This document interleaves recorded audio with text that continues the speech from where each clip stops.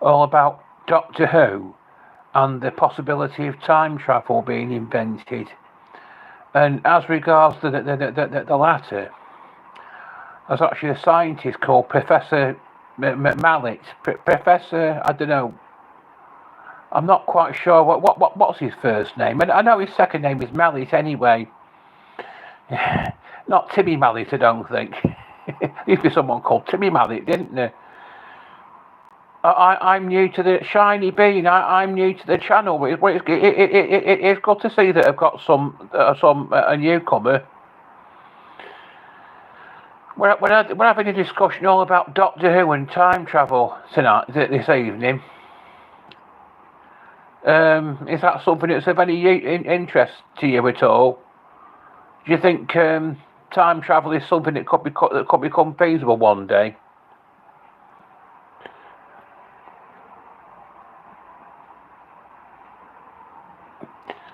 Let's have a Doctor Who spin-off is filming by me now. I'd rather not think of it. Is it that bad?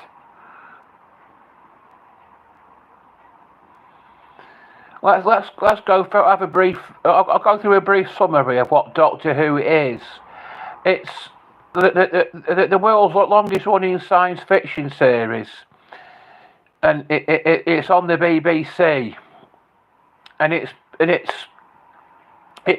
started way back in 1963. So it came to us not long after the Beatles and the Stones. And Davros.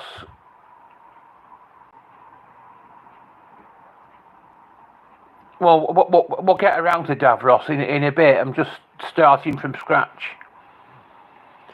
Well, what happened was it was. Yeah, well, that's a good point. Why has no one from the future visited us? That's one. That's an interesting. That was the argument that was put forward by Stephen Hawking, by the famous physicist Stephen Hawking. I think he's a physicist. I think. Hi, McCreamy. Well, this Doctor Who is the world's longest running science fiction series, and it started way back in 1963. I love Doctor Who. Well, so do I. It started around about the time as the assassination of President Kennedy, and it featured the I am a type. What year do you come from? I think giving. I think if someone's come up with a valid point here, I think giving people time travel will be dangerous. No one should have that power. You could stop people being born. Well, I've had discussions about time travel on my channel from time to time, and have put forward all these arguments. Hi.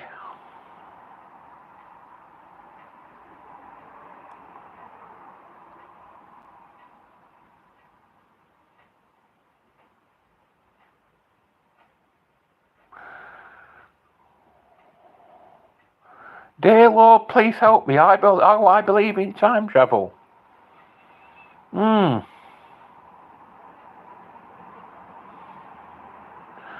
Well,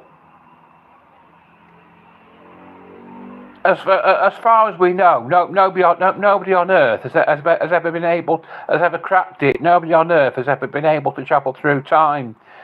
But according to Doctor Who, this alien civilization called the Gallifreyans, they've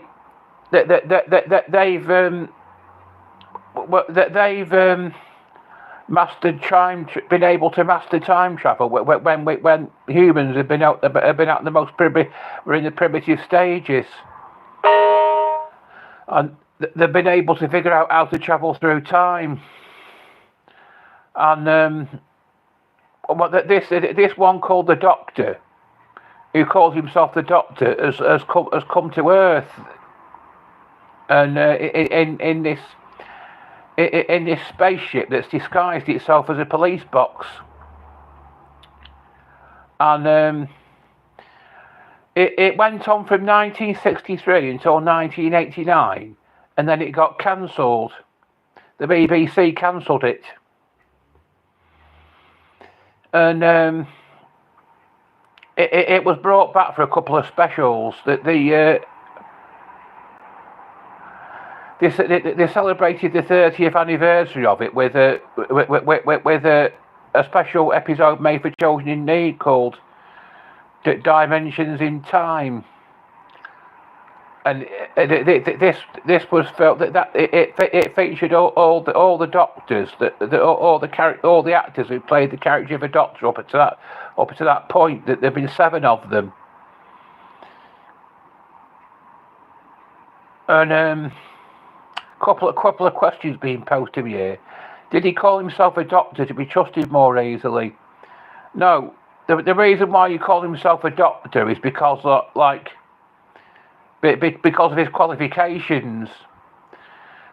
If you're very highly qualified in a certain area, you could call yourself a doctor of something, couldn't you? He's not a doctor in a medical sense. Well, the human body even survive travelling through time if it was possible. Well, that's another valid point, isn't it? Something like a Stargate could disintegrate the body.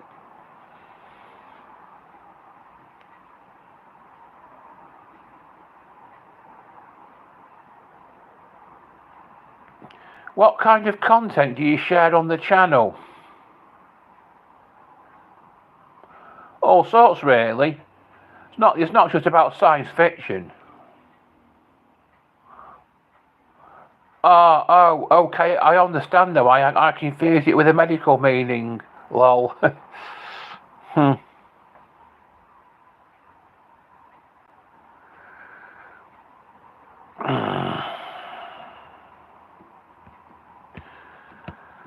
I did. What happened was, I did a live review of a Doctor Who's. If you could travel through time, what time would you go to? I'd go back to 1969 and see myself as a baby. It's better than seeing a photograph of yourself, isn't it? Go back in time and see the real thing.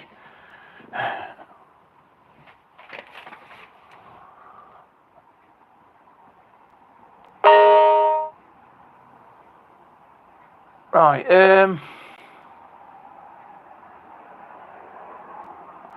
Right. Well, as I say, this definitely the Victorian area. Huh. What would it be that you liked about that?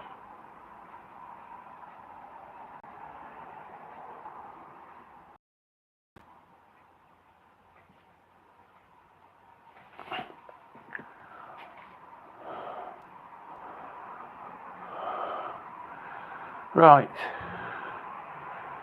Dear Lord, me too. What happened was, I did a live review of a Doctor Who the official Doctor Who channel on YouTube, and it got blocked. But for on the viewing figures that I got for it were fantastic, but it got blocked on copyright grounds because it's shown some of the contents of it. The BBC must own the copyright to the video clips that I showed, and so it got blocked on copyright grounds. So I'm doing this instead. Remember when Rose met her baby self and time fell apart? The Doctor disappeared.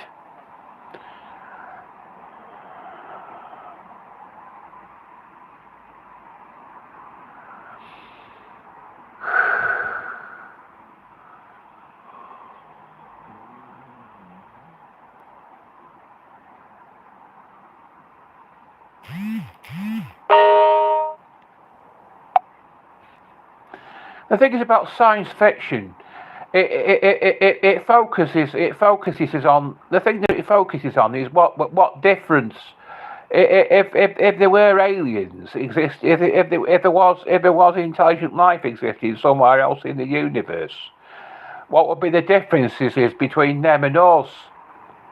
And these things are explored in Doctor Who.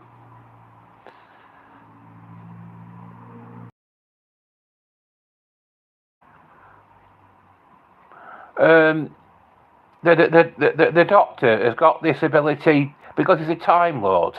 He's got this ability to regenerate himself.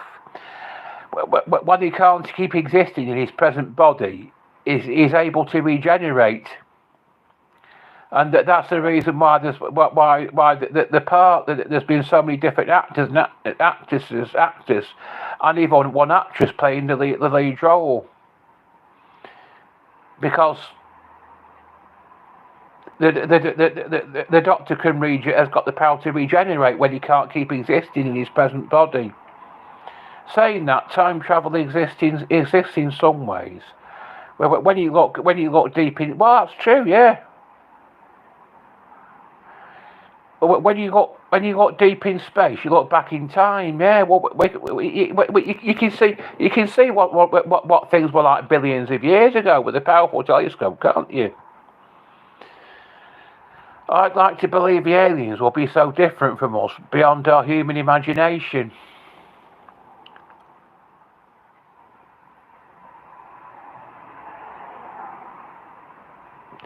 When the thing, I'll tell you this about Doctor Who. When it first started back in 1963, it was only expected to be a short-lived series. It was only expected to go on for like a few episodes. But the thing is, it went on from 1963 to 1989, and in about 2005, 2007, somewhere around that era, it was resurrected back by the BBC. Yeah, yeah. Thankfully, it's a massive hit. The Daleks saved Doctor Who. Well, I don't think they did because the Daleks ate him. So the Daleks want to. Do you think it was the Daleks who saved the series? Do you think?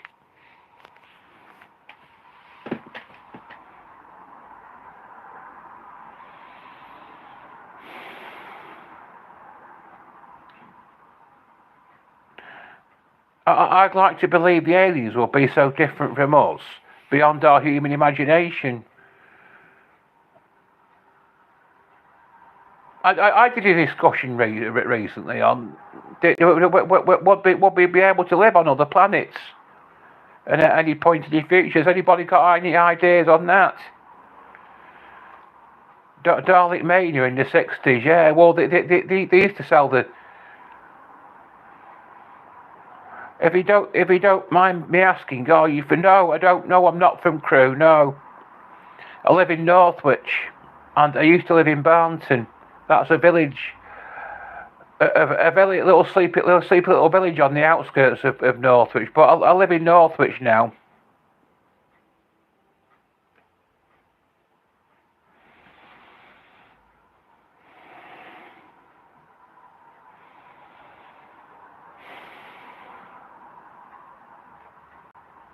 Yeah. Well, I do enjoy living here. Yeah.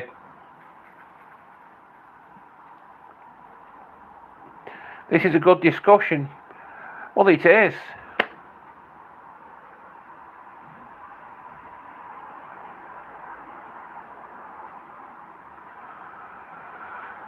Yeah. Well, go back to 1963 again, and we'll talk about. I'll talk about the first actor to play the role of the Doctor, and he was called William Hartnell. And I think before he was in playing the role of Doctor Who, he was in the film Carry On Sergeant, I think that was prior to his role as a doctor. And I'd like to go back to see the dinosaurs of ancient Egypt. Did the dinosaurs live in Egypt? Did they live around that area? Oh! The dinosaurs or ancient Egypt. I get what you. I thought you said of dinosaurs of ancient Egypt. No, yeah, oh yeah. What is the name of a Time Lord prophecy that foretells the Doctor's role in the universe? Oh, that's a bit of a tricky one, that. Do you? You've got me. I think you've got me there. I think. Oh.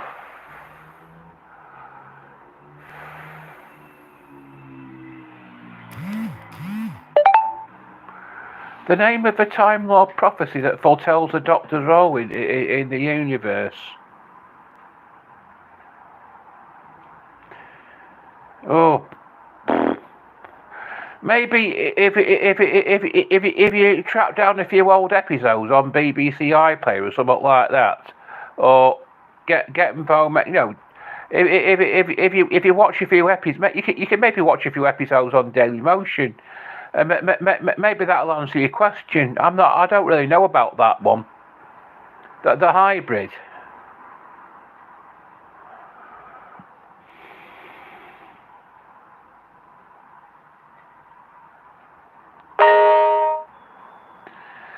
I think they actually got some of their inspiration from it. I think from that film. From that film, The Time Machine, that had been released maybe 2 or 3 years early, but I think 3 years prior to it, there'd been a film release called The Time Machine, and it was based on a book by H.G. Wells. It was written in the 19th century, and it was about some sort of a craft that had been invented that was able to travel backwards or forwards through time, and I think they got some of their inspiration from that. But I think you're right about that. I think it did. I think they got some of their inspiration from H.G. Wells' The Time Machine, and they had to come up with a few innovations of their own to get it on TV, like accepted for television, like this spaceship that the Doctor travelled in was dimensionally transcendental, which meant it was bigger on the inside than on the outside. And everybody who goes in it for the first time is amazed by that very thing, that it's bigger on the inside than on the outside, because the size you see it as when you're standing outside it is actually a disguise. It isn't that size really. It's disguising itself somehow to make it look as if it's that size. It's got a chameleon circuit inside it, but for most episodes, the chameleon circuit has always been knackered, and so it's remained as the TARDIS has remained, has always retained the appearance of a police box, which was what it initially disguised itself as throughout most of the it's always because it's got this broken chameleon circuit. It's always retained the appearance of a police box throughout most of the series. And but the size that you see it as when you stood outside it is not its actual size. It's disguising. It's somehow able to disguise itself to make it look as if it's that size when it isn't. But it's because it's got a chameleon circuit in it. We don't understand how it works, because there isn't anything comparable on Earth. because these Gallifreyans, their technology is like vastly superior to ours.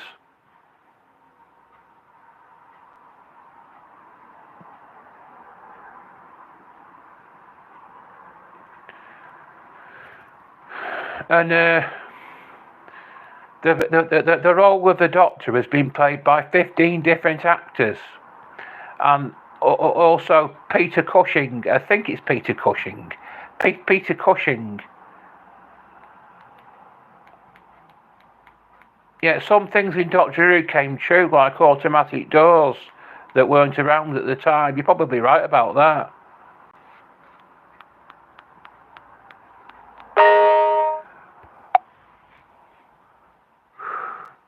But I mean, certainly no one's ever been able to travel through time that we know of, have they?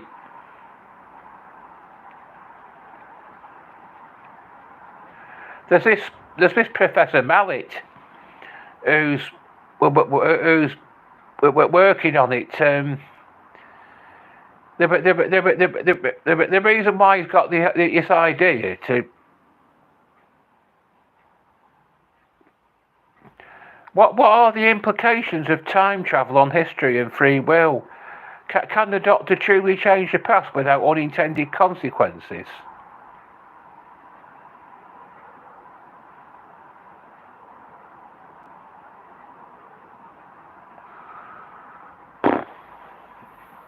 Well, early on in the series, he actually said, "You cannot rewrite history, not one line." So, does it answer your question? Yes. How much do we really change? Will life play out the same, no matter what? Well, the Time Lords impose this law on themselves about non-intervention, but very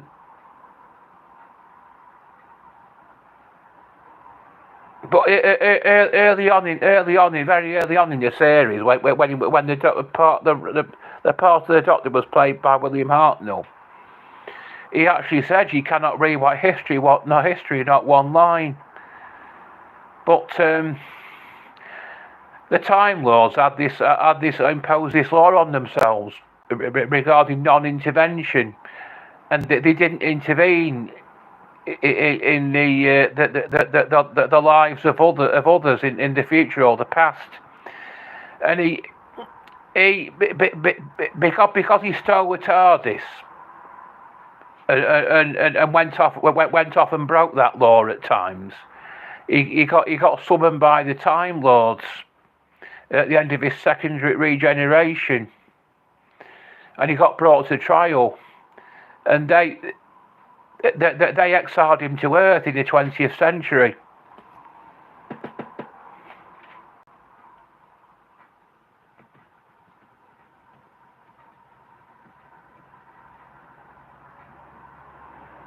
As a disciplinary measure for what he did.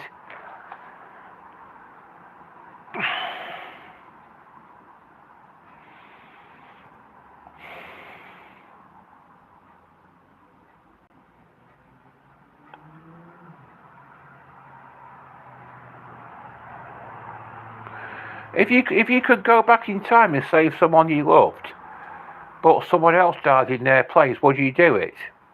Well, that's a bit of a difficult question. I mean, the thing is, we can't travel through time, so can we? So, did you watch Torchwood before? I think I might have watched the odd episode of it. I think it's one of the Doctor Who spin-off series, isn't it?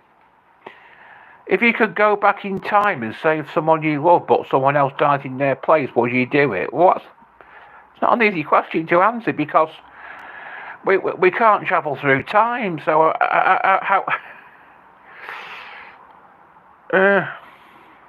Well, you know what I mean? I don't know how to answer that.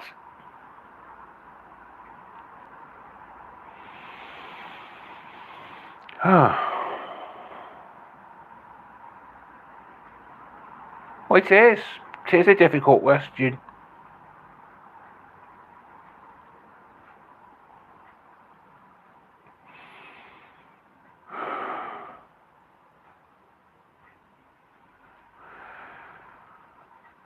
Well,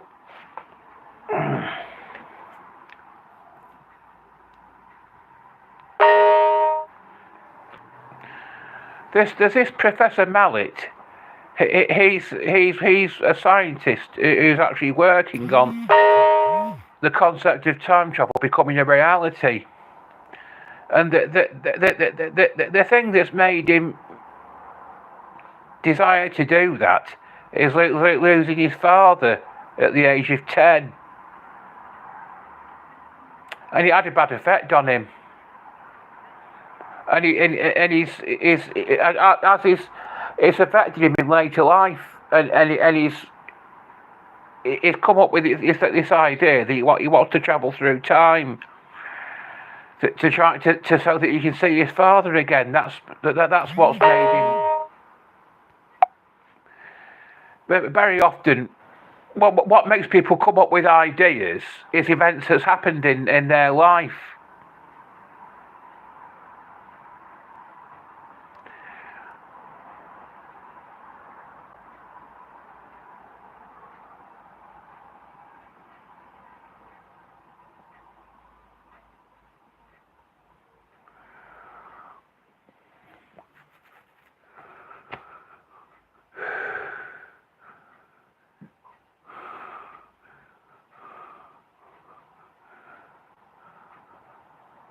So he's getting on a bit now. I mean, it's I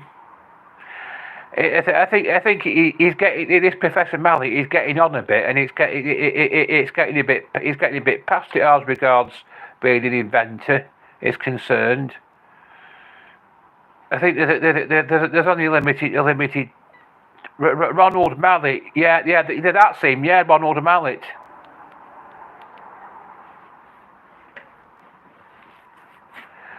I've put a YouTube video. I've put a YouTube video with him on it in the description, haven't I?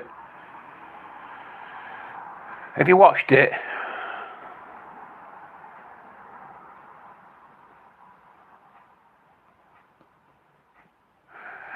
I think what'll happen eventually is that he'll die, and nobody will be interested in carrying on it with his experiments after he's dead. So the whole thing will just get abandoned probably.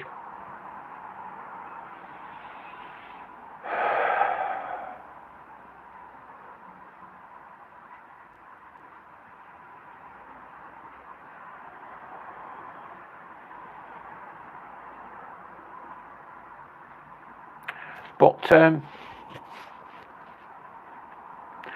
it's like I say, this BBC science fiction series, it went on from 1963 to 1989, and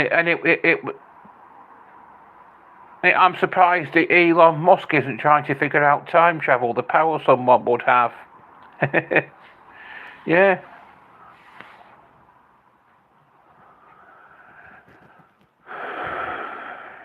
The thing is, you got to remember, when John Logie Baird claimed to have invented television, he was thought to be a madman, you know.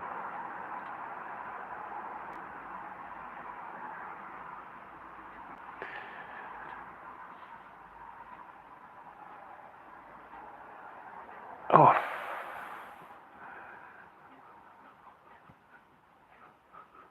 But we don't know what's going to happen in the world of the future, do we? We don't know how things are going to develop, or I think our knowledge at this point in time is severely limited.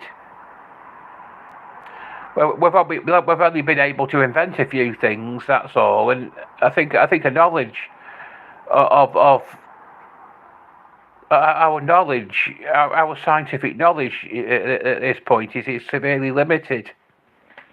But I don't know if anyone else agrees with me on that.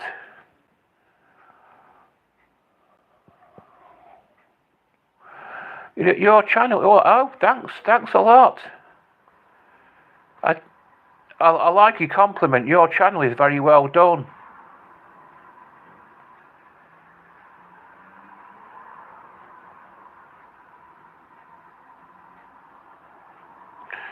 Film is a form of time travel in a way. You can put on a VR headset and walk around. Yeah, you're right. Walk around videos from 100 years ago. Suppose you could say that, yeah.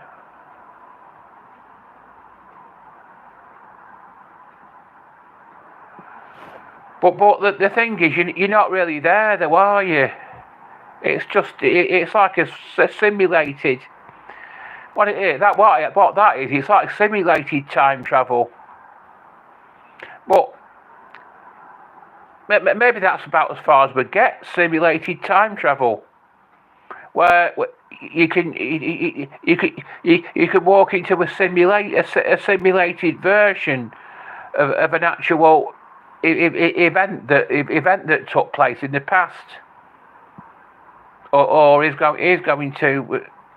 Maybe the only form of time travel that will achieve will be simulated. Maybe we won't get, maybe we won't be able to do it, to do proper time travel.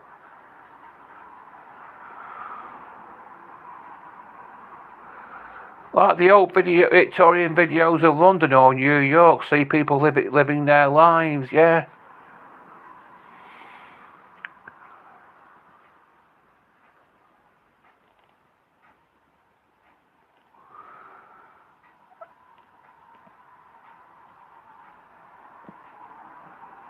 It's like I said before, the purpose of science fiction is to explore what differences would exist.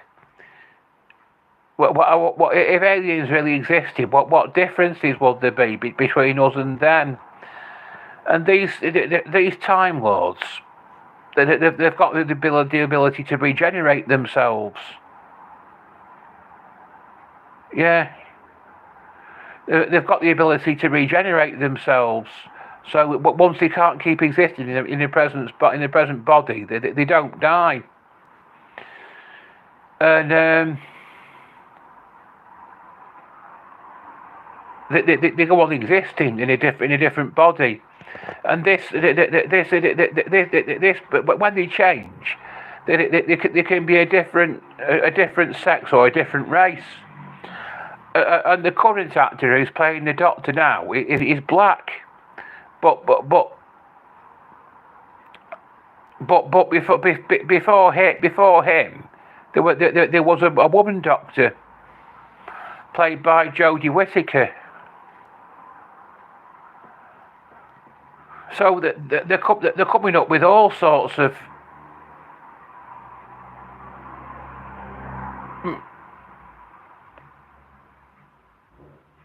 Yeah, the problem with time travelling into the past is that it could lead to paradoxes such as a grandfather paradox. Well, if you could time travel into the future, that'll give you the power to alter the future, wouldn't it?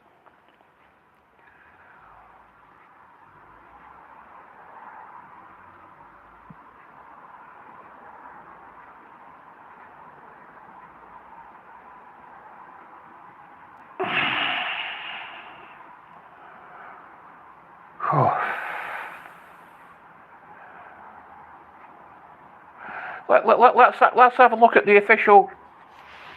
some copies of the official Doctor Who magazine. I don't think I'll get a copyright claim for showing them. I don't think. I don't think.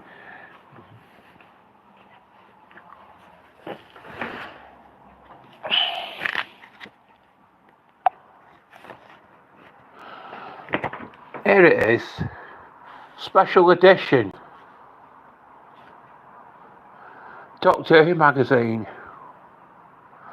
Teleportation needs to happen before a Dalek there.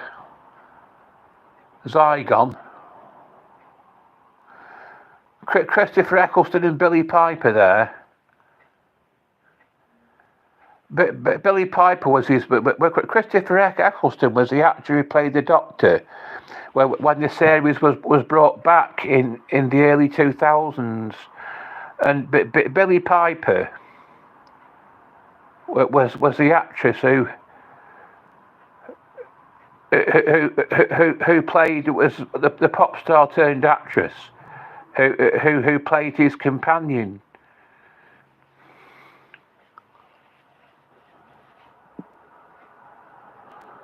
And who'd there?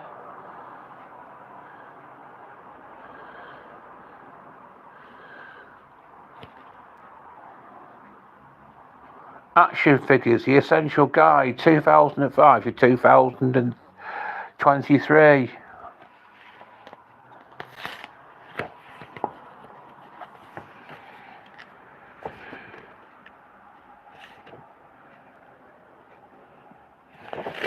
Right. Explore the landmark years of Doctor Who's history. That there's the aforementioned William Hartnell there.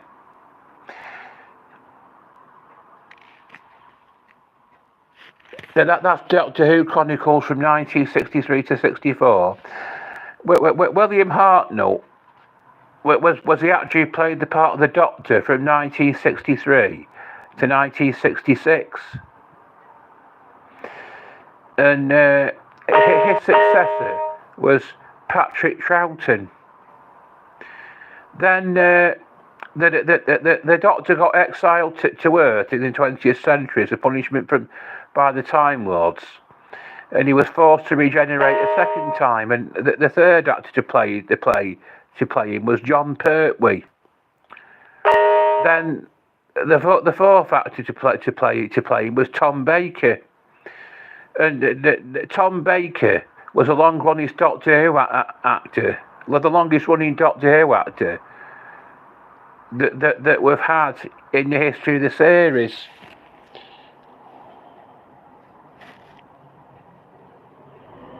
There's Doctor Who Chronicles 1965, William Hartnell again.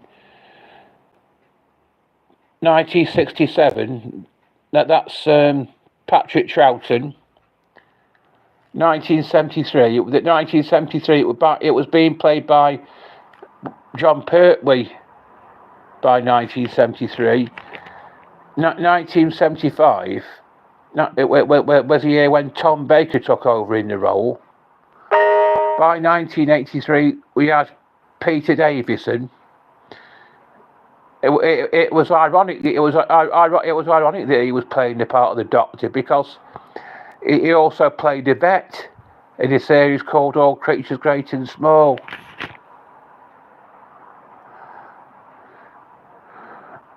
Another actor there called Sylvester McCoy. He was playing the part in 1988. By 2007, David Tennant was playing the part.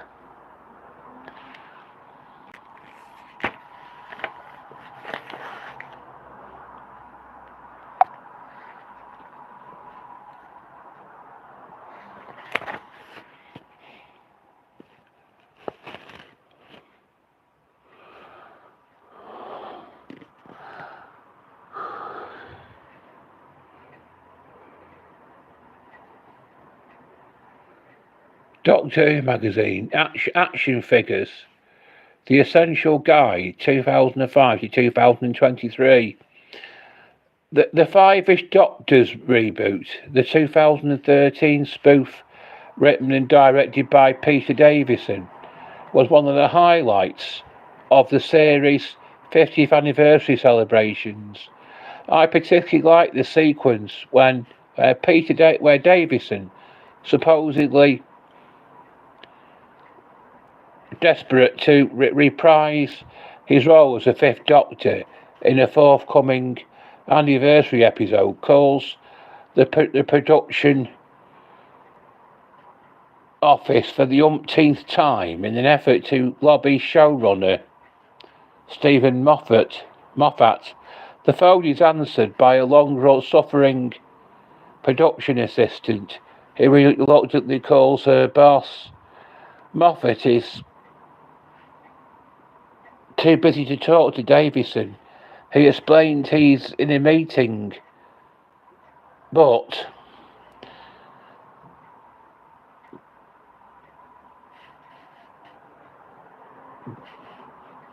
as the camera pulls back, It's revealed that he's engrossed in manoeuvring action figures of the 10th and 11th Doctors around his desk. Behind the figures are other items from character options range of Doctor Who toys, a TARDIS in perfect scale to the figures, and a full-size replica of the sonic screwdriver. Moments later, Moffat calls the office back, saying, "Make sure we are not disturbed for the rest of the day."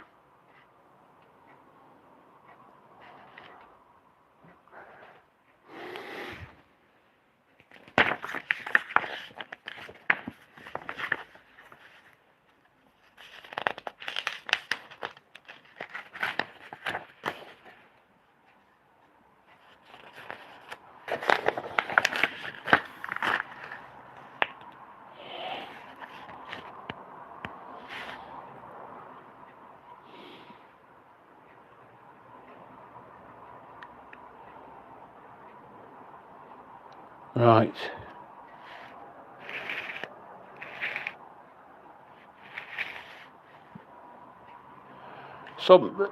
There's four actors there who've played the role of apart from the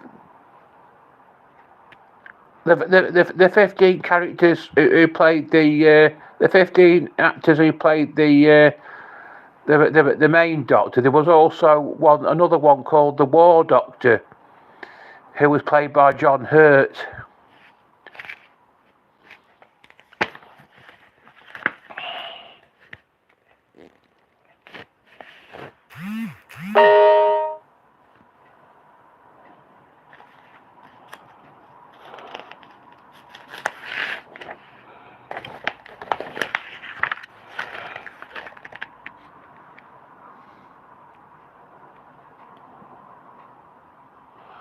Action plan.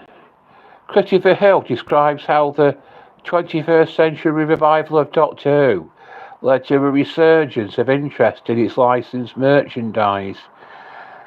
When Doctor Who returned to television screens, that's what year it was, 2005. I've It was 2000.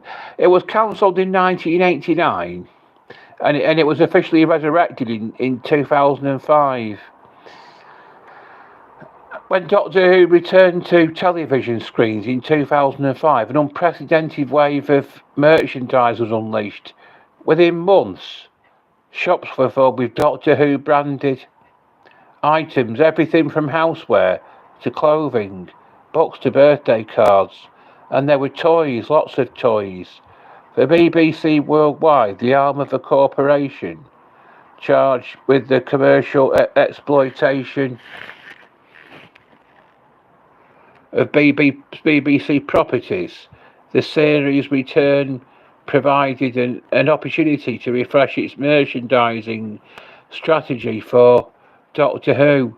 Since the show went off the air in 1989, a dedicated fan base had kept its spirit alive.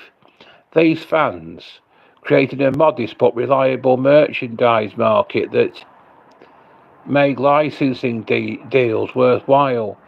During this period, the major toy companies showed little interest, but small firms such as Dapol, which held the master toy license, and kit manufacturer Stevens regularly offered tie-in products. Most of these items, however, were targeted at the adult band collector and were available only through specialist outlets such as Forbidden Planet. Regardless, it was the continuing commercial success of Doctor Who that helped convince BBC executives that the show was ripe for a rebirth on TV.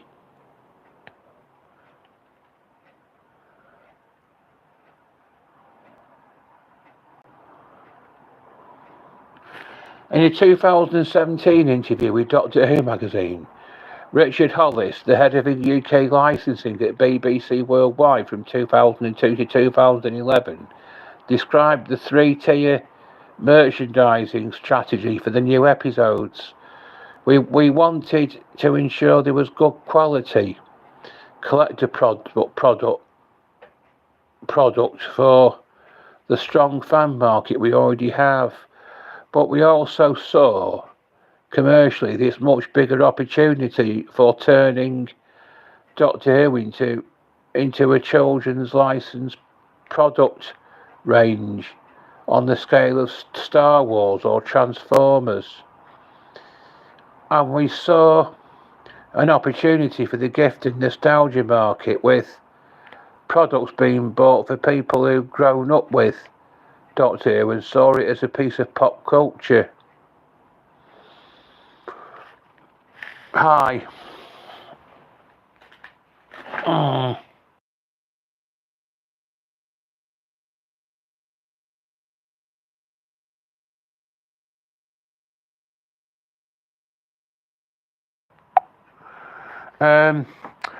What was the first? I can't remember. I was watching it when I was a kid. My mum told me there was one episode of it that made me cry. I might have been a toddler, or very young anyway. So I can't remember what was the first episode I saw of it. Lord, give me strength.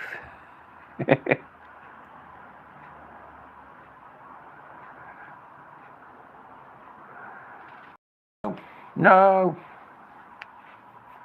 It must. I think it must. It must have been John Pertwee, because William Hartnell and Patrick Troughton before I was born. So it must have been John Pertwee, the third Doctor, when I first saw it.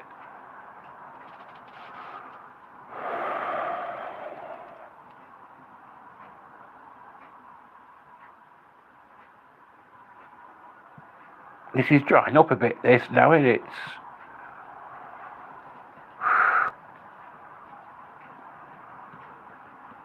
The third Doctor is great. Well, he started off his reign as a Doctor, exiled to Earth in the 20th century.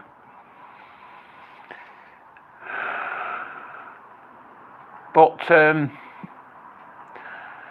the Time Lords lifted his exile as a reward for helping him out with the situation. There was a 10th anniversary special called The Three Doctors. Time War is complex concept, didn't it? Yeah. What I was going to, so what I was saying was that there was a 10th anniversary special called The Three Doctors, and the other two Doctors were lifted out of their time streams to help the third Doctor out with his situation that had cropped up on Gallifrey. And because of his efforts in helping the Time Lords, his exile to Earth in the 20th century was lifted, and he can go anywhere in time and space in his TARDIS.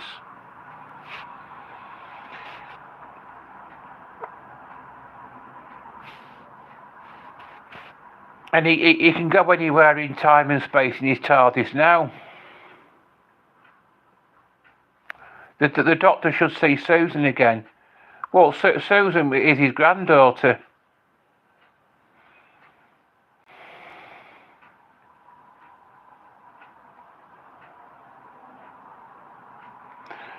I'll show you who Susan is.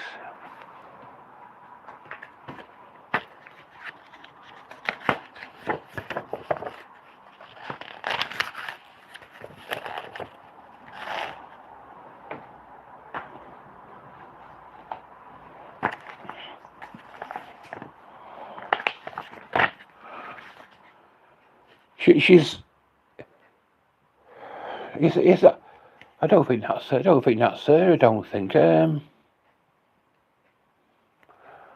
I'll try and find Susan. He said he'd go back to see her.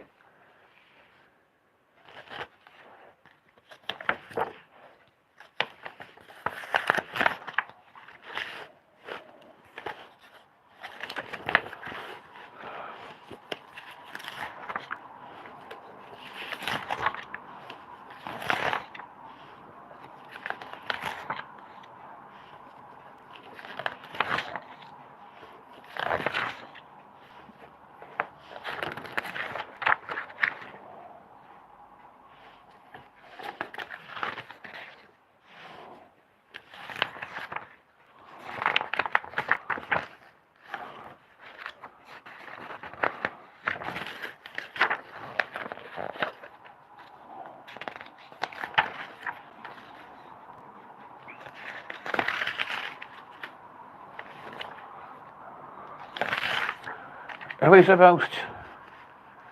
I don't know. There's been that many of them. You like my rug, thank you.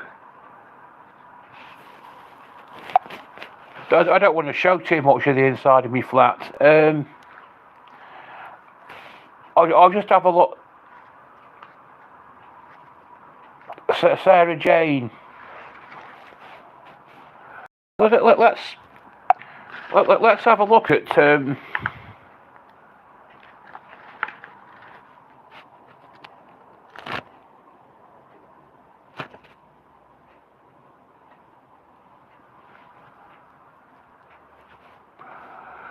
of the doctor's companions.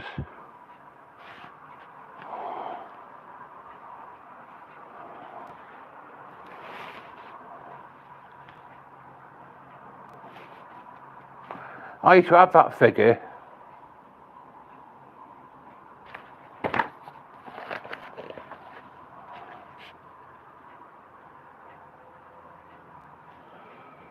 Martha Jones could be found in the toy aisle wearing her trademark red feather jacket, which was available in both matte and gloss variants on the 2007 5.5-inch figure. Martha also appeared as an episode-specific variant in Combat Fatigues. See 2007's Utopia, The Sound of Drums After the Time Lords. The red jacket appeared again in various types of faux leather on characters 12-inch Martha below, and on the luxury 17-inch luxury, and on the 17-inch luxury version sold by Tonner below centre.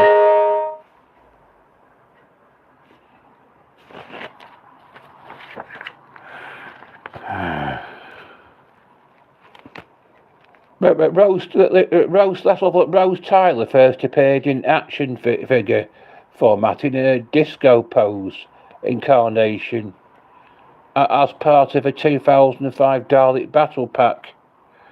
This was then reissued as a carded figure with an improved paint job and packaged alongside a variety of episode-specific accessories, including an initial 2006 combo with three of Lady Cassandra's robot spiders from The End of the World 2005.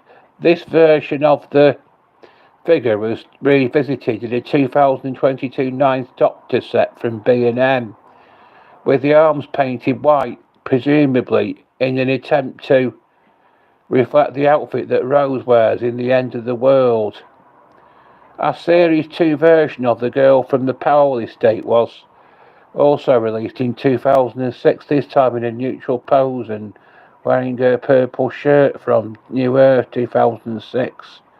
This version was an entirely new sculpt again. It is repackaged with a variety of episode-specific Rose Tyler, for those not in the know, was actually played by Billie Piper. Billie Piper was a pop star from the 90s who began her career at age 15, and she recorded that song that went, why always play that song so well? Because we want to. Why always hang around in crowds? Because we want to. I don't know if anyone remembers that. I think it got to number 1. That I think. But she was only 15 when she did it.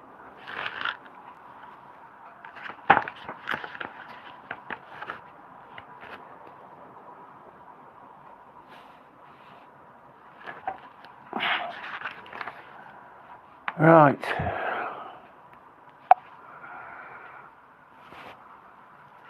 Let's talk about Sarah Jane Smith. So Sarah Jane Smith was played by the late Elizabeth Sladen. I was on the filming set of New Earth. They filmed on Cardiff Bay, and I got to go on the set in the cafe. They turned into a room where Cassandra meets herself and dies. Is that the plain truth? Is it?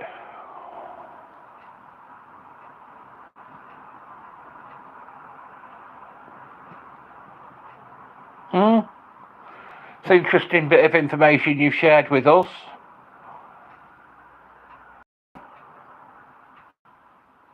And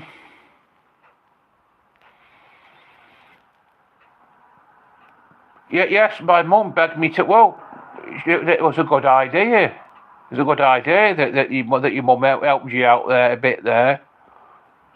My mum begged them to let me go on.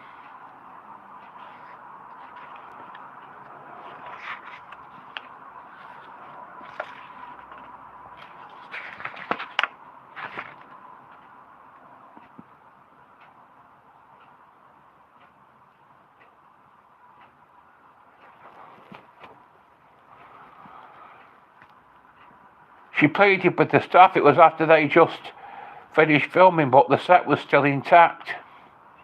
I've actually been on the TV. You know what? I was on Northwest Tonight. Could have been. It could have been 6 years ago or something like that. This place where I do volunteer work, the Grow Zone Garden Centre. The BBC came to do a short film about it, and I was on it. I was on Northwest Tonight. But being on the TV, it's just a once in a lifetime thing, and it really.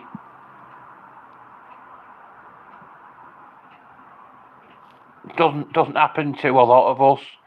A lot of us don't get on that box, Can we watch it? I don't know if you can find it anywhere online. If you can find an old episode, I don't even know what year it was broadcast. It was an old episode of Northwest Tonight, but I don't know if you can find it online anywhere. You could try googling Northwest Tonight Grow Zone.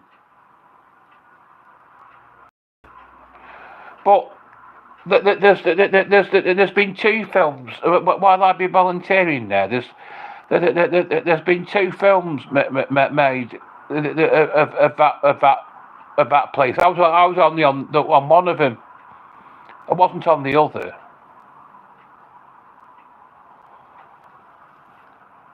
Oh.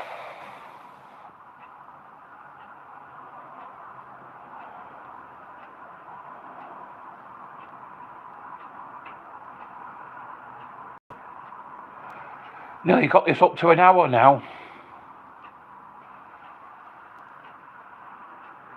Let's have a rest. I'll go and have a little rest and just sit here quiet for a.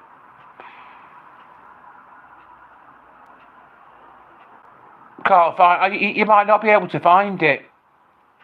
Might be impossible to find anywhere online.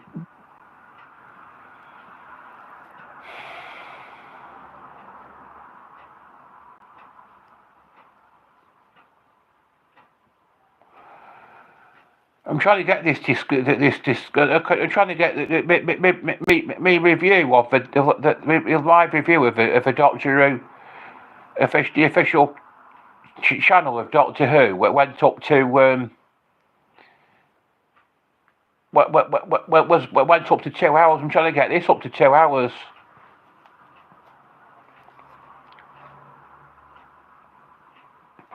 Maybe someone. Oh. Very droll.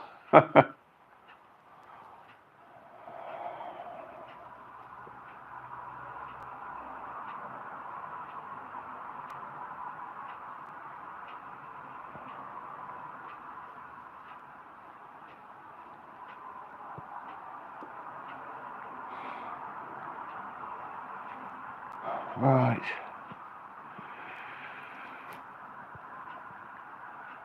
Oh. That was one of her songs. Actually, the song was called "If I Could Turn Back Time." So she can't. You see,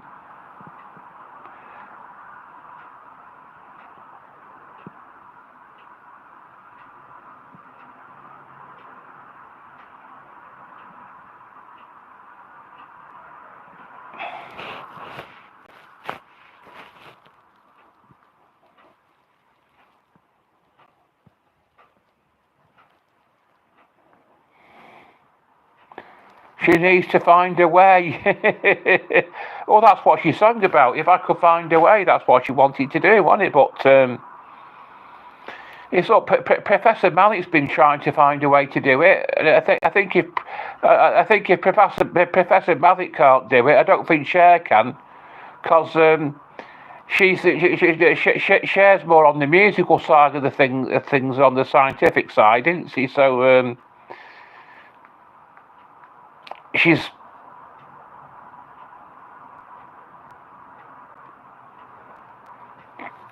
she's 78 now. She needs to. Oh, she's older than that, isn't she? So are you sure she's only 78? I would have thought she was older than that. Now,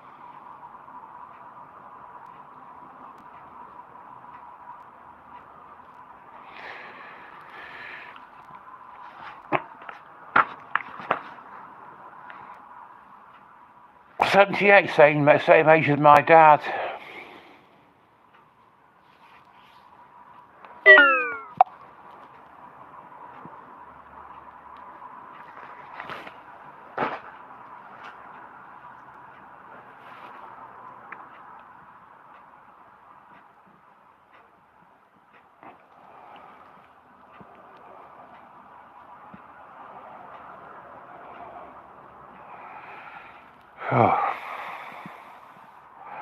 I'm going to try and get this up to 2 hours tonight, and see what sort of viewing figures I can get.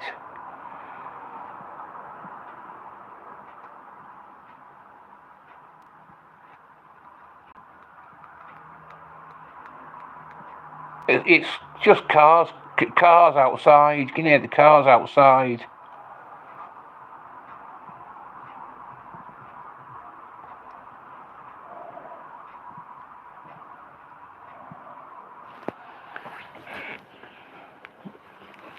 This phone needs to be plugged in, or else it'll go dead.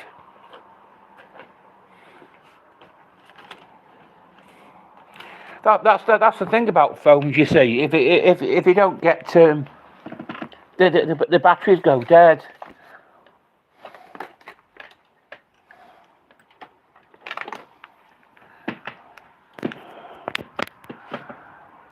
That's it. It's only at 2%, but as long as it's plugged in, it should keep going for a while.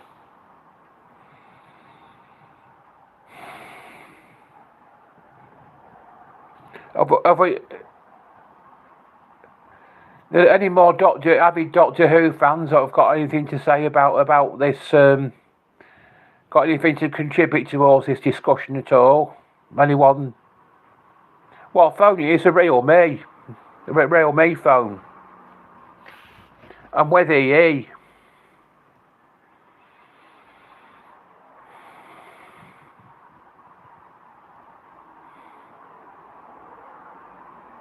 Does anyone wants to contribute any more towards this discussion? And have we got any avid Doctor Who fans amongst us? Does anybody want to tell us what who the favourite Doctor was? Or who was the favourite Doctor Who adversary?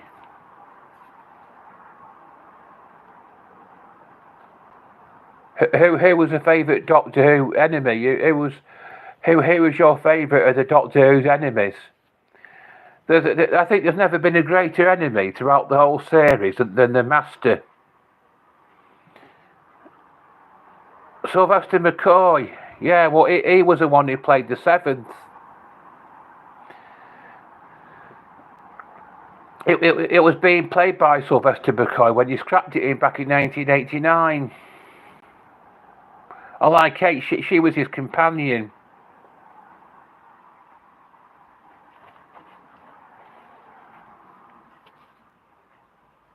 Yeah. Davros. Davros. Yeah.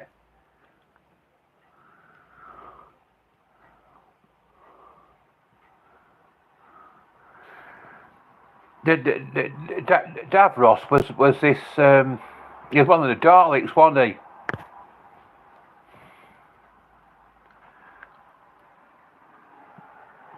The Daleks were in it almost right from the word go. This you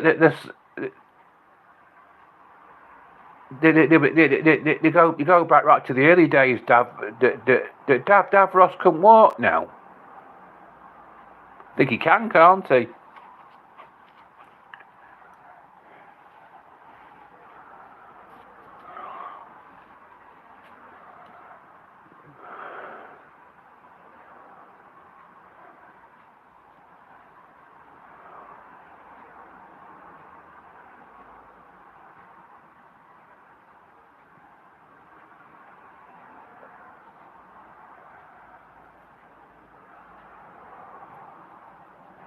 Yeah, he made the Daleks and created a similar structure to move around in.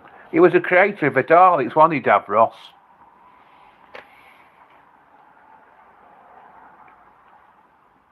And the Daleks were like one of the Doctor's main arch enemies. They were in it almost right from the word go. The Daleks were. They were in it from the days of black and when it was in black and white.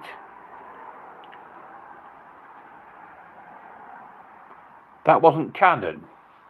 Was it in one? Was that in one of the children in need specials that they made? Was it?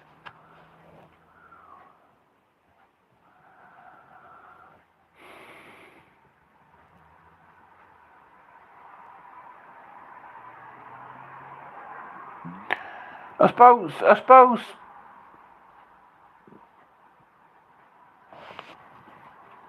Right from ancient times, we've had all sorts of bizarre fantasies about what could be going on out there, haven't we?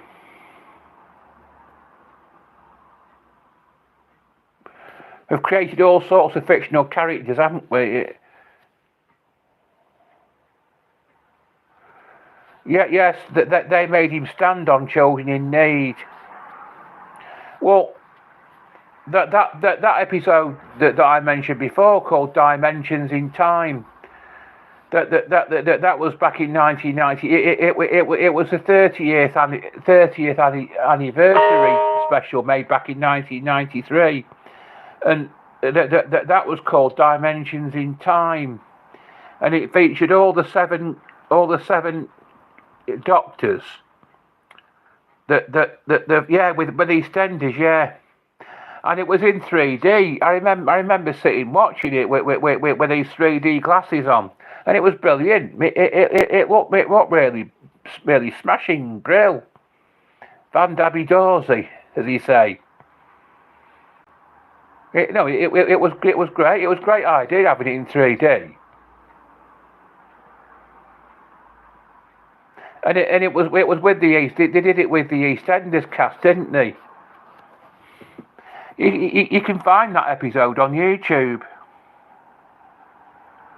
A lot of Doctor Who old Doctor Who episodes. You can find them on Daily Motion. But it's just that if you can afford to buy the DVD or Blu-ray of them, you get a lot more extras on that. It's much better.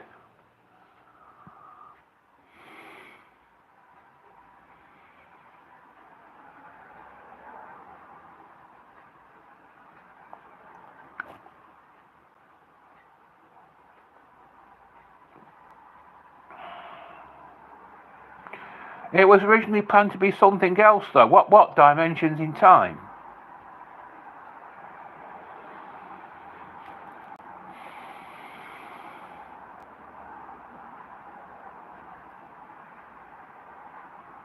Yeah, what was it originally planned to be?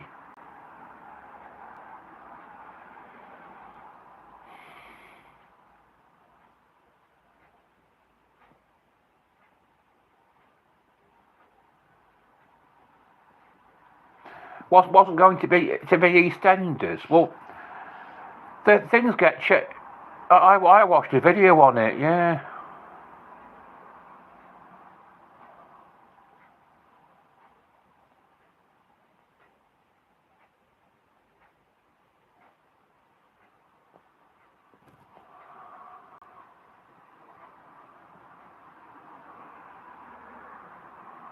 Look it up. Well, I suppose I could. Could look up it, been mentioned on information on that.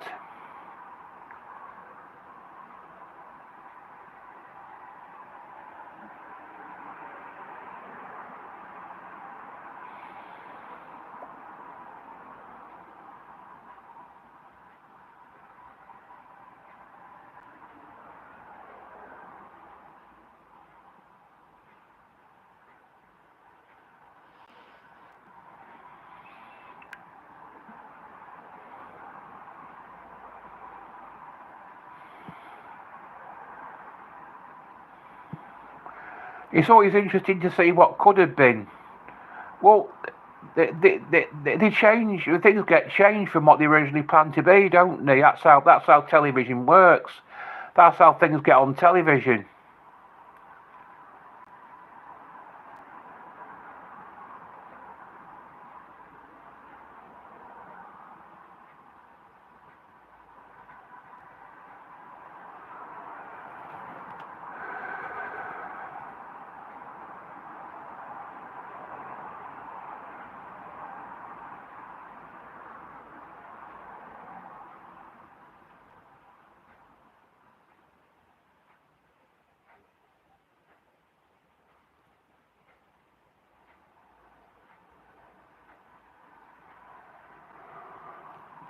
Nearly got this up to an hour and a quarter now.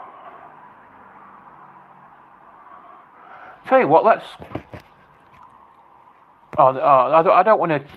I want to keep talking for a while rather than go over there and have a. If you could travel with a doctor, which would it be? Tom Baker, I think. I tell you what, I actually used to. I actually used to talk to Tom Baker online because he had his own official website years ago. He's still got an official website now, but it's years ago it was different. Where he had something where you could ask him questions. As long as it wasn't too personal, you could ask him questions, and it was limited to one person, one question per person per month. And so some of the answers that he gave were quite interesting. What did you ask? I asked, did he hold a grudge against Anthony Ainley? Anthony Ainley. I'll tell you who Anthony Ainley was. Anthony Ainley was the actor who played the incarnation of the Master, who finished him off, so that he had to regenerate into Peter Davison. It was finished off. It was pushed down from a great height, but by the. What did he say? I thought, well, he didn't. I can't remember what he said about him. Really, he certainly didn't hold a grudge against him because he's been killed off by other actors in other roles that he's played.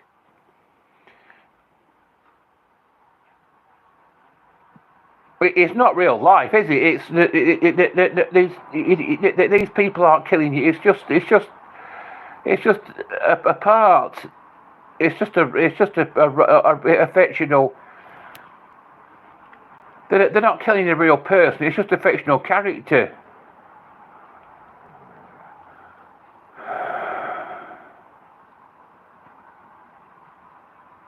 I asked him quite a few questions. I asked him what sort of music he liked because he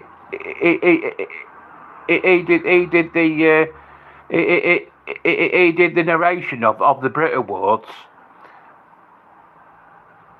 Other thing, you know what I mean? I can't remember a lot of the questions that I asked him now.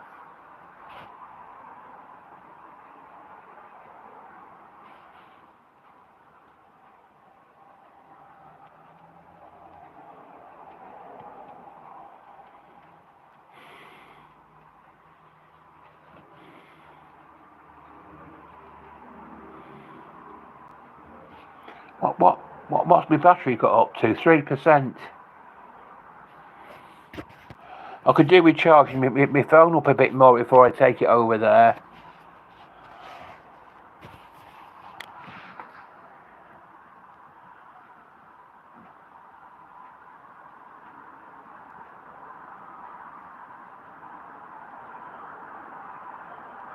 Did you read his Doctor Who book? What? Tom Baker's Doctor Who book? I've got his autobiography, but that's not just about Doctor. What did he write a Doctor Who? Yeah, I've got his autobiography. Actually, I'll charge my phone up at scratch, man. I'll charge my phone up a bit more, and I'll show you a few other things. I've got the book. Who on Earth is Tom Baker? That's his autobiography. I'll show you that.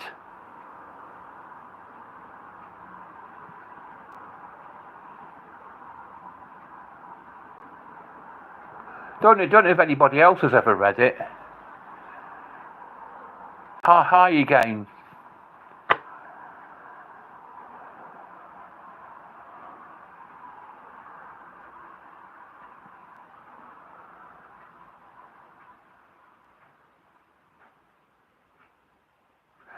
The sad part of this is the viewing figures I'm getting for this are nowhere near abysmal compared to what I got for the review I did of the official Doctor Who channel on YouTube, but that got blocked on copyright grounds.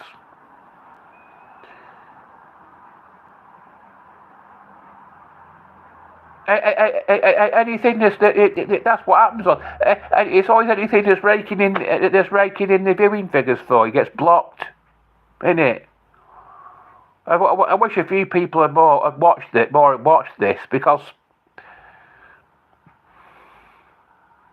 mind you, for all I know, this might get blocked on copyright grounds because they've shown bits of the magazine, the official Doctor Who magazine.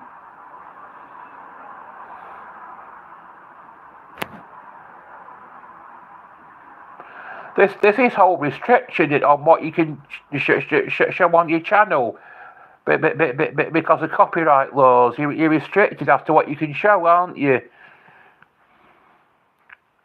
I suppose they've got to have some restrictions somewhere along the line. It's very limiting, yeah.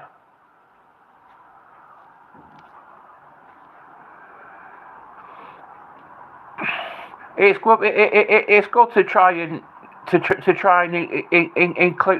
use your own. It's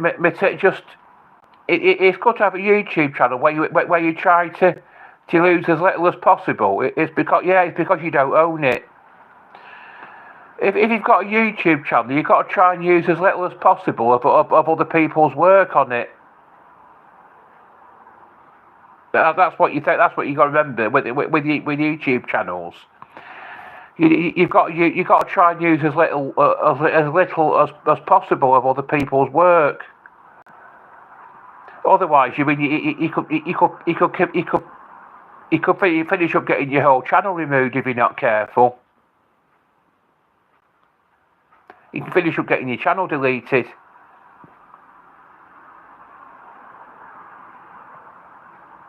Music and clips are a big no.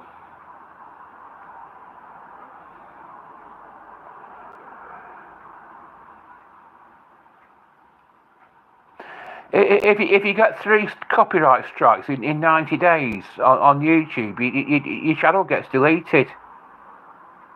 I've read up on it.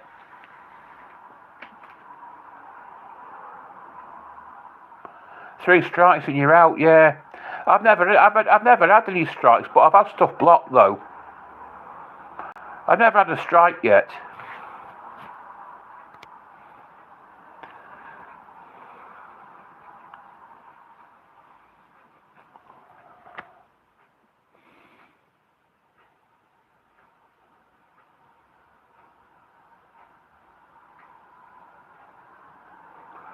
I've already had me tea. I went to McDonald's and got a crispy with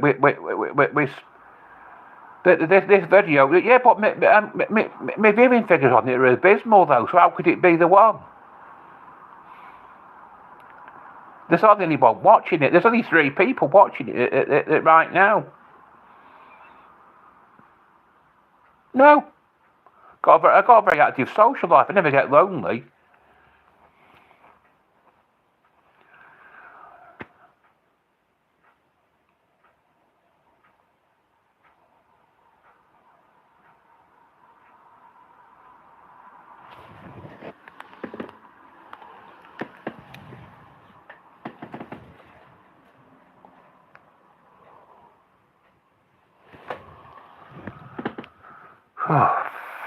You'd think you get lonely all the time I spend on YouTube, wouldn't you? It's not loneliness that causes it, it's just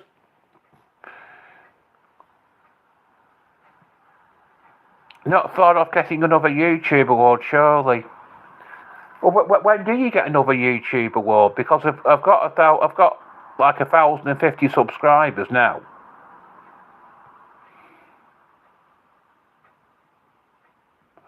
So when exactly do you get another 10k subs? That's a long way off for me, that. My number of subscribers is about 1,050 odd. Do you get another award for another award for 2,000? Do you?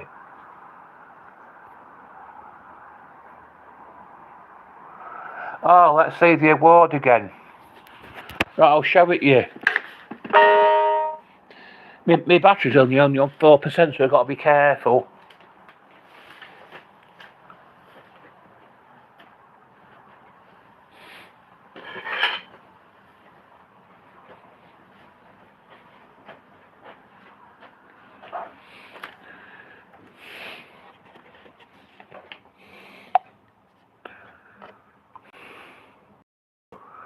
Presented to Philip Dalton, the 1,000 subscribers YouTube.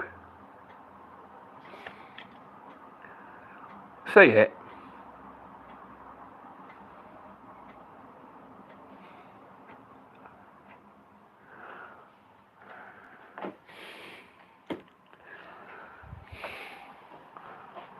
Yeah.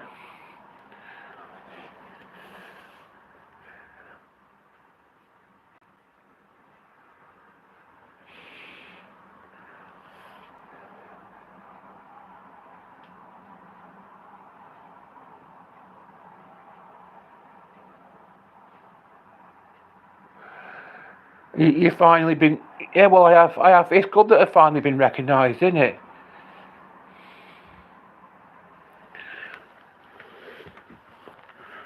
Let's...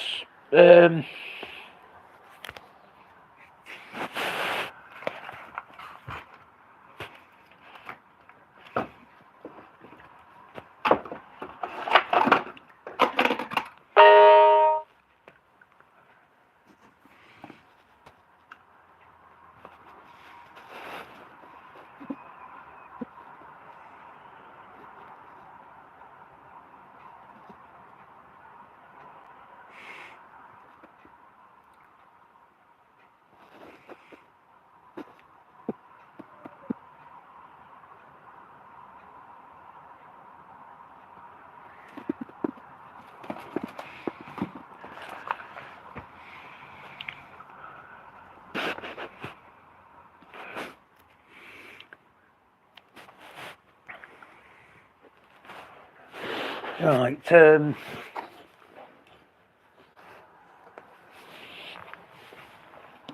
oh.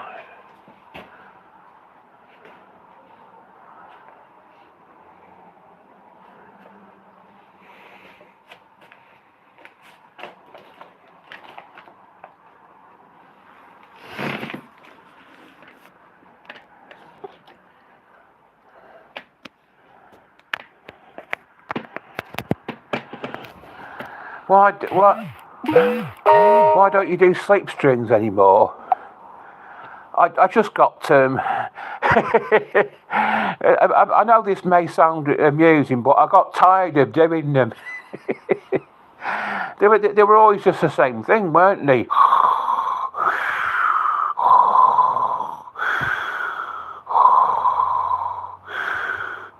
I just decided to see how I went on with other things, and I'm not doing too badly without doing them. But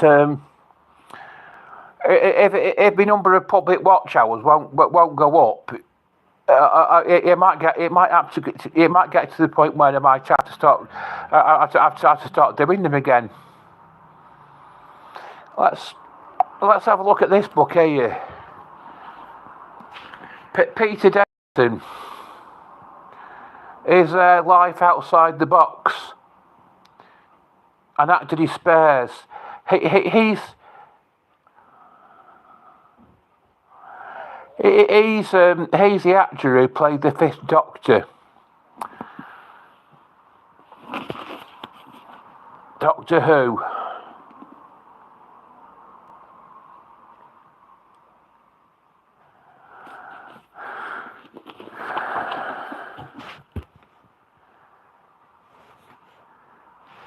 His fans have spoken, but despite their requests, Peter Davison has gone ahead and written his autobiography anyway.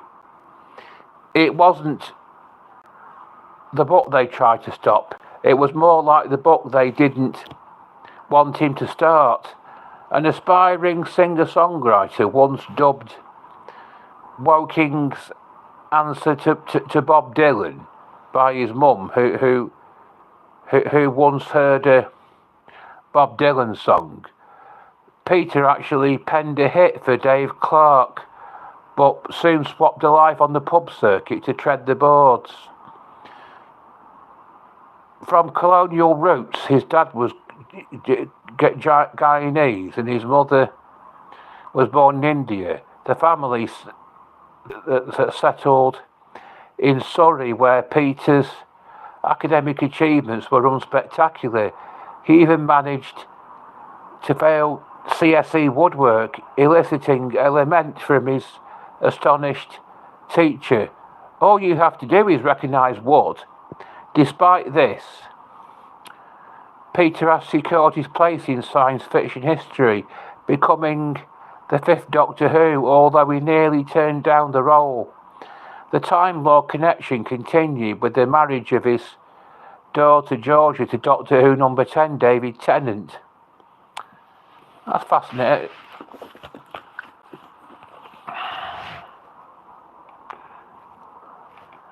The artist formerly known as Peter Malcolm Gordon Moffat has starred in a number of television series, including Love v Lydia, A Very Peculiar Practice, At Home with the Braithwaites, and The Last Detective, and became a national treasure for having his arm up a cow in his role as Tristan Farnham in All Creatures Great and Small.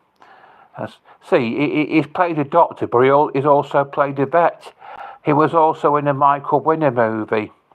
He made his first stage appearance with an amateur dramatic company, but the Byfleet Players loss was a West End's gain, as he now has a number of musicals to his name, including Legally Blonde, Chicago and Spamalot.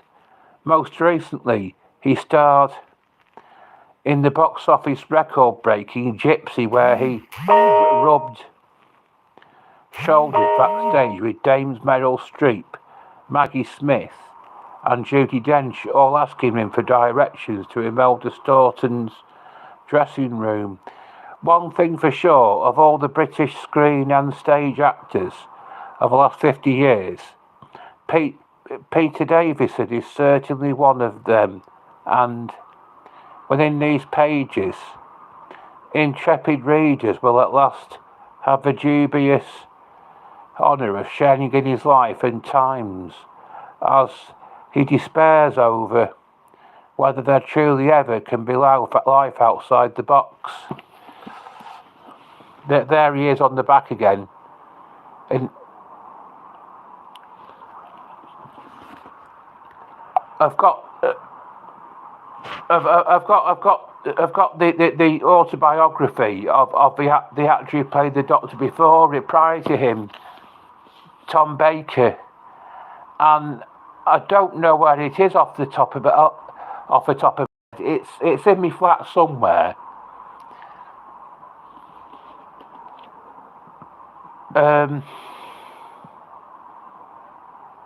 I'll try and see if I can find it.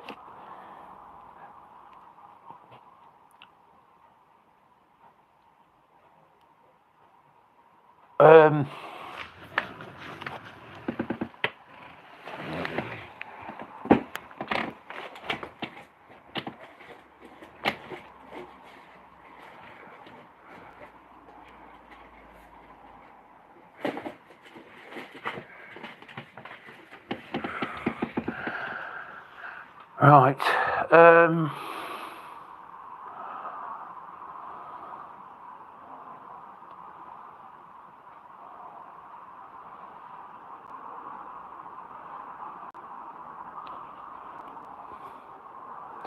I've got to be careful because my phone's only on 3%. So if I just leave it unplugged, my phone will just go dead. But while I'm in the middle of filming,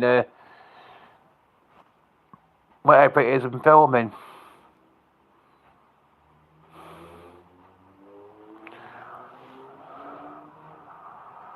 Oh, I've only got 2 people watching. I got a ton of people watching me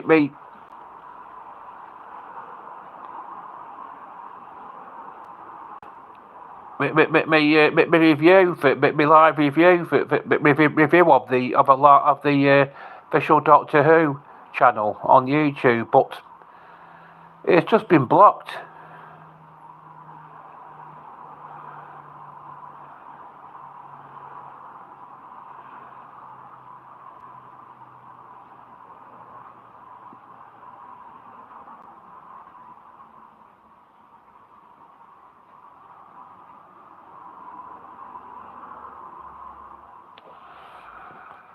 Right. Is there anybody there? Can we have a bit more participation in this discussion, please? Will time travel become feasible one day?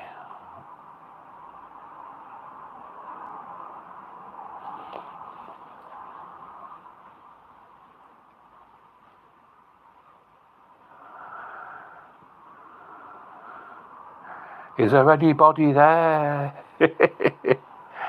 Is anybody willing to? Can we have a bit of audience participation at all? Is anybody willing to? Interested to contribute anything towards this?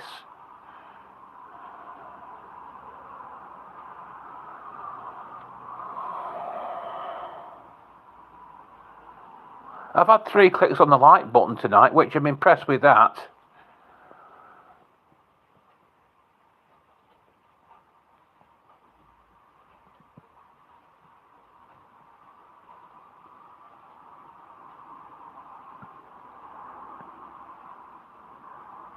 I don't know what I'm going to do. I'm going to post a short tomorrow, I think.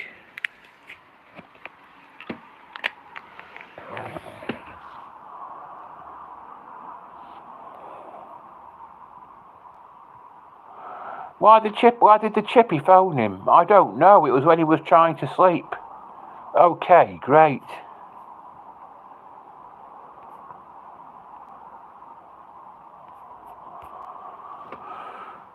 Right. Let's have a little. I'm going to have a little. What's me? 3%.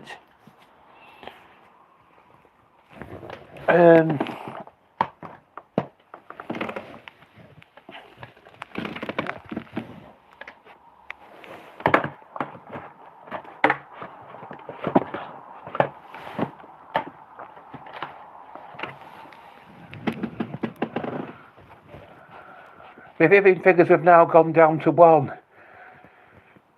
I'm delighted to say. Oh.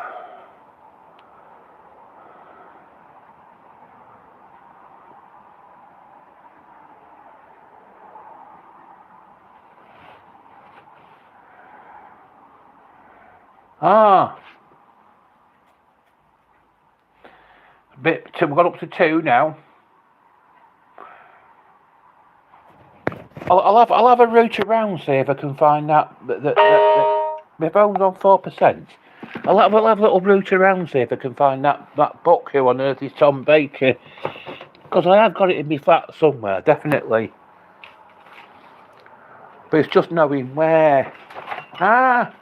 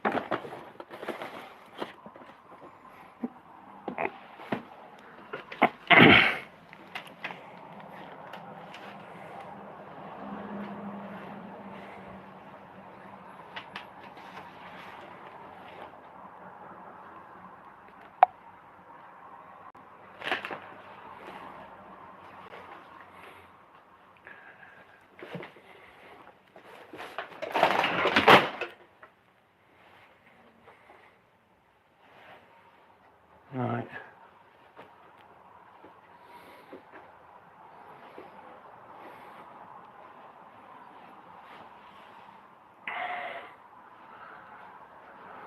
I tell you what I'll do. I think let's have a look through these.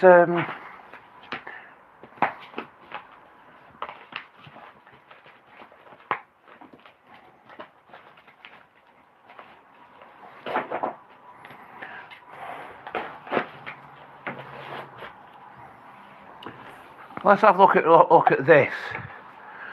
Doctor Who, the computer. Robot stories 75 to 77. Robot, the Ark in Space in the Sontaran experiment. There's Tom Baker there. The man himself. So that's the 4th Doctor. He's a scally with a scarf.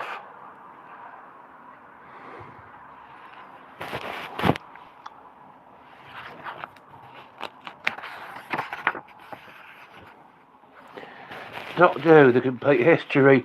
Robot, the Ark in Space.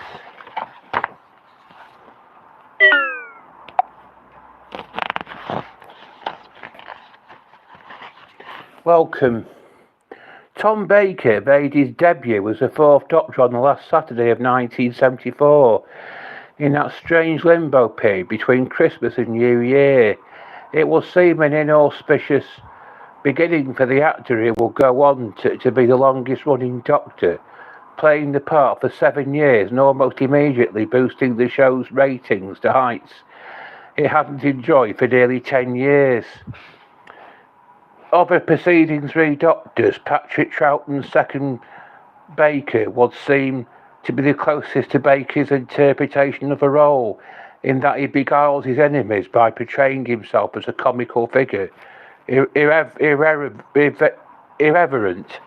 and occasionally childish, with an intentional disregard for conformity, especially his attire.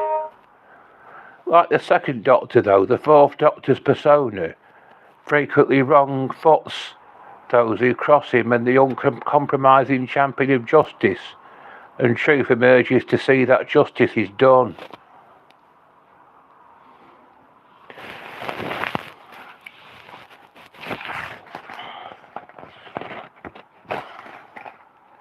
There's Davros there.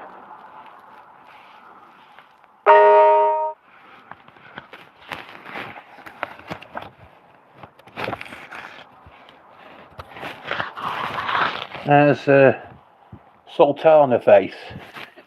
The Sontaran experiment allows us to run around in the open air and imagine what danger might lurk around the next rock.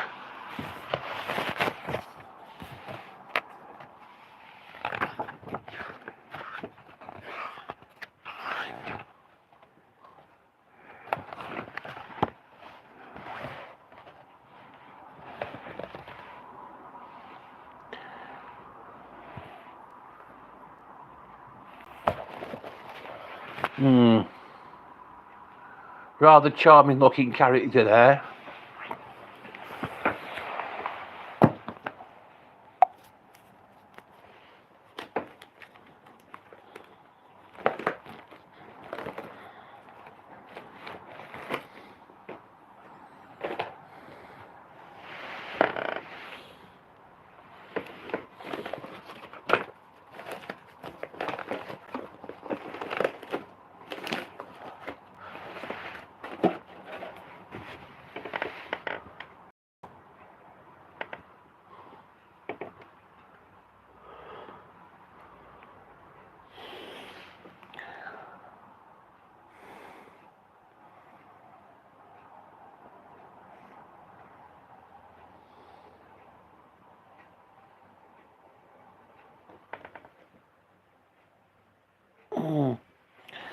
I tell you what I could do is I could do a separate disc. I can't really find what I'm looking for, and it could take all night.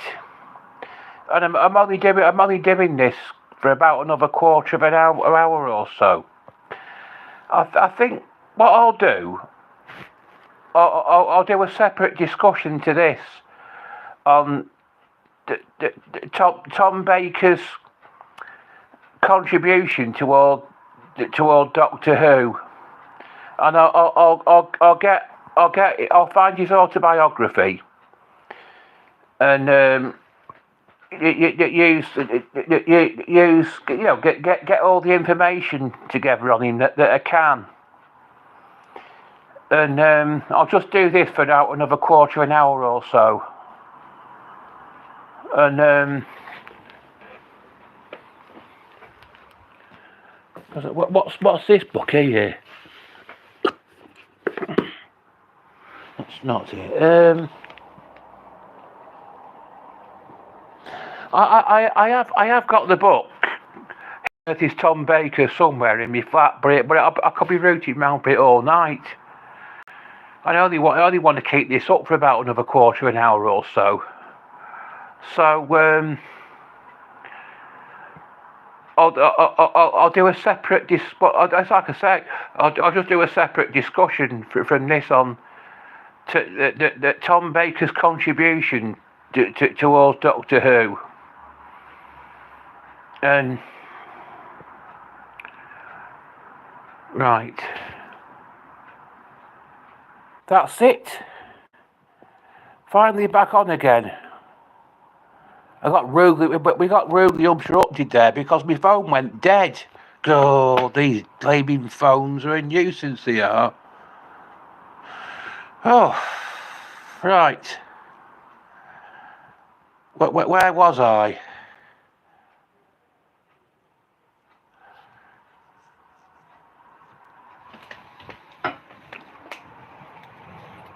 Right, I'm unable to locate my autobiography of Tom Baker. Who on earth is Tom Baker? And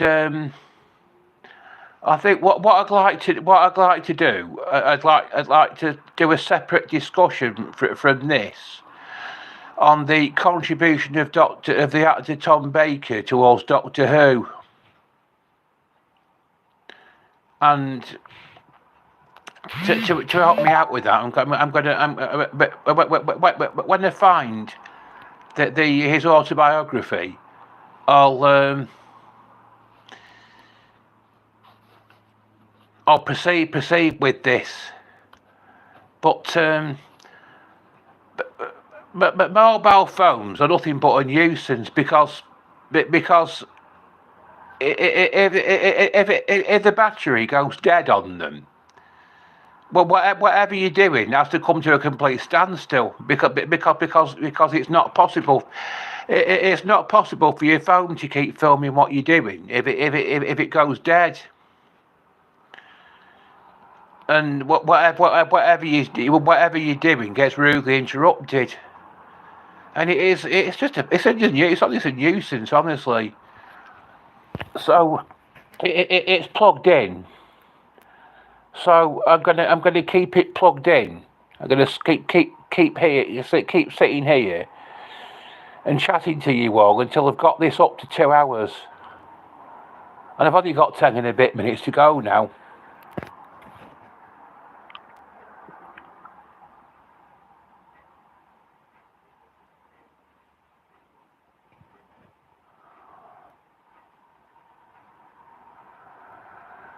Oh.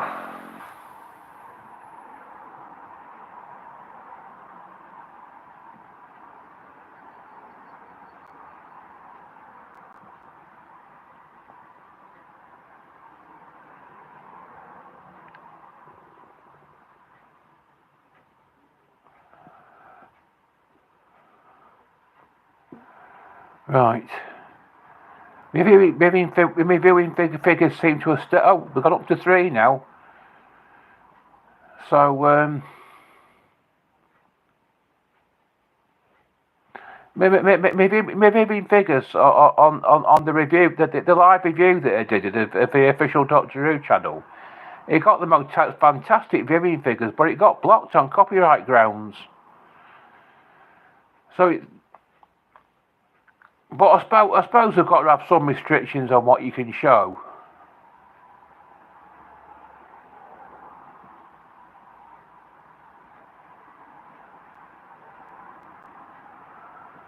Oh, going up a bit now, it's 5.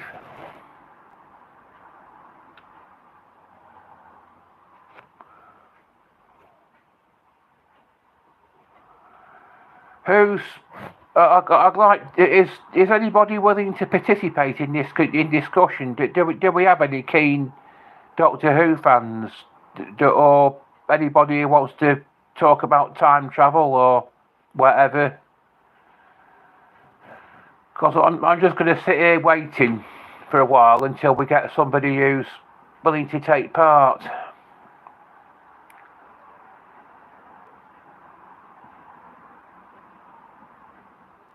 But I'll track down that book because it is in my flat somewhere. And when I found it, I'll do a discussion on the contribution of Tom Baker towards Doctor Who.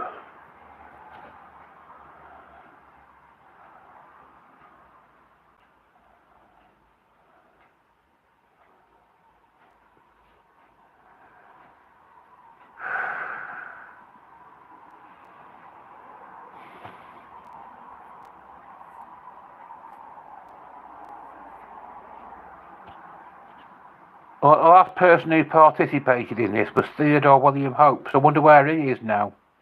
Is he watching? There aren't many people watching. My viewing figures have gone down to 3 now.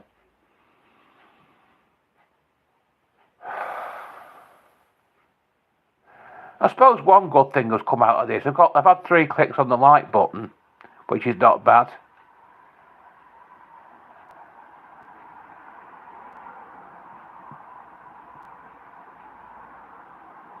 Oh dear, it's gone down to 1. Now we've gone down to 1. There's only 1 person watching now. Oh, what are you all doing tonight?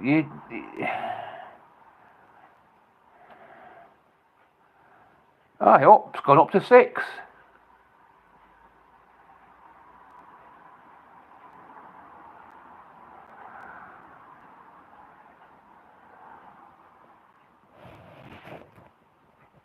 I'm just is anybody willing to participate? Does anybody have any contributions to make to this discussion? Does anybody think time travel will one day be invented? Does anybody think it will be one day become a reality? 4%.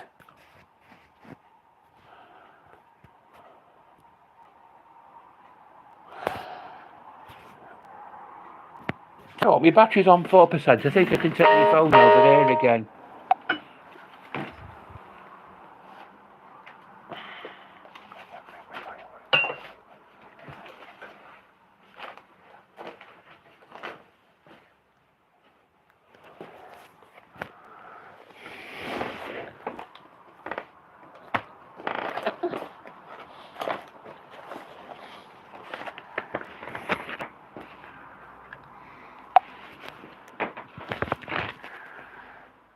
Doctor Who special.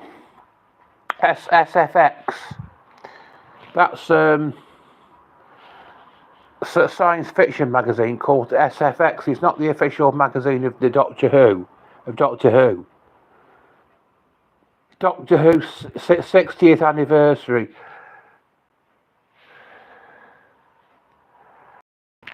Exclusive Doctor Who.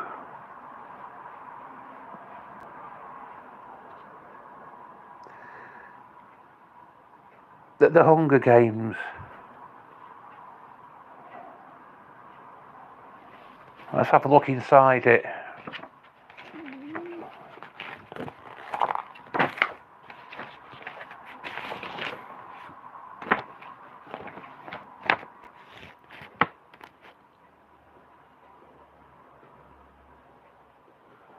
There's David Tennant there, the actor who played the 10th Doctor.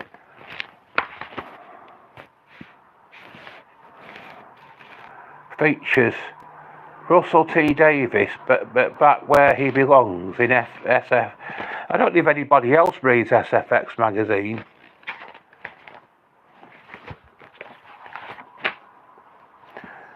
On the back of it here, Doctor Who 60 years, once and future. Available now on collector's edition CD standard. There's Colin Baker there. There's Colin Baker. He's the actor who played the 6th Doctor after Peter Davison. And I've been to see him live at Manchester in Great Expectations. David Tennant, Christopher Eccleston, Paul McGann.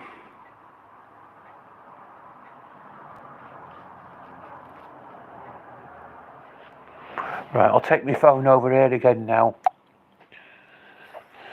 Oh.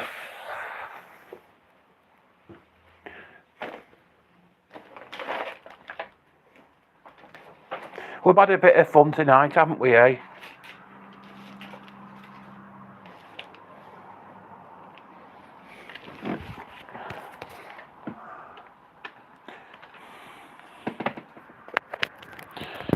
We've not heard any fireworks being let off outside, have we, in this? After I did my discussion on the 5th of November, I heard a few fireworks being let off outside after I finished the discussion. I've had some fun doing this, and I've got 3 clicks on the like button, but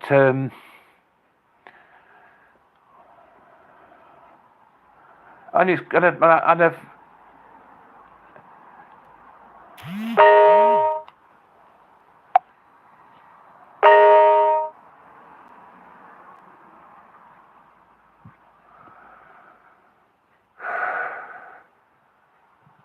it's very hard to keep live discussions going for a great length of time, because people very soon stop contributing towards them.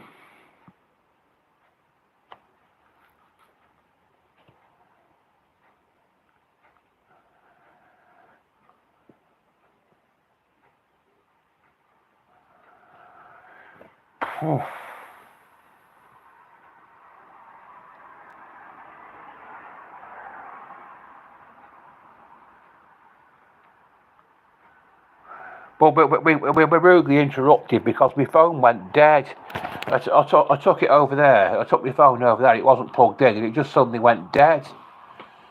And that was a rather rude interruption, wasn't it? We're rudely interrupted.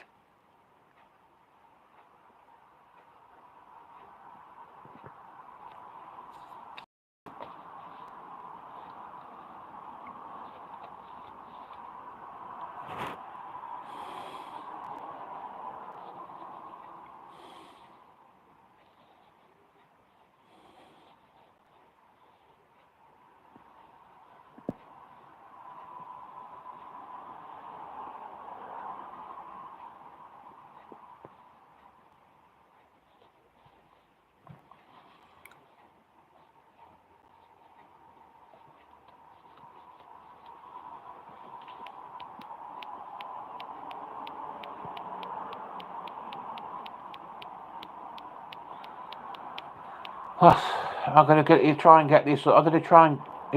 I've got. I want to get this up to 2 hours. It's can't give up right now when I'm nearly there.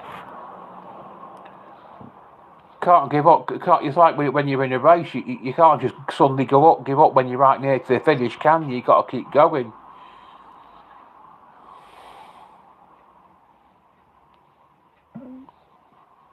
Seconds are ticking away.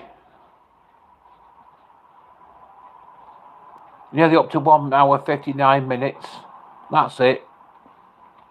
Just got one more minute to go now. They've got it up to. Why give up? Why end the race when you're just near the finish?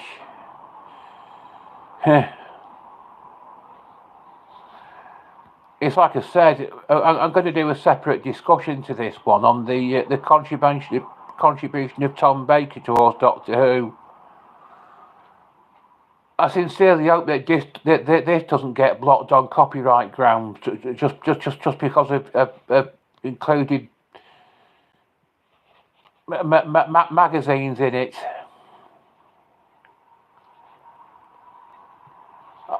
I don't think it will. I think it's only when they film stuff off me telly that stuff gets blocked on copyright grounds.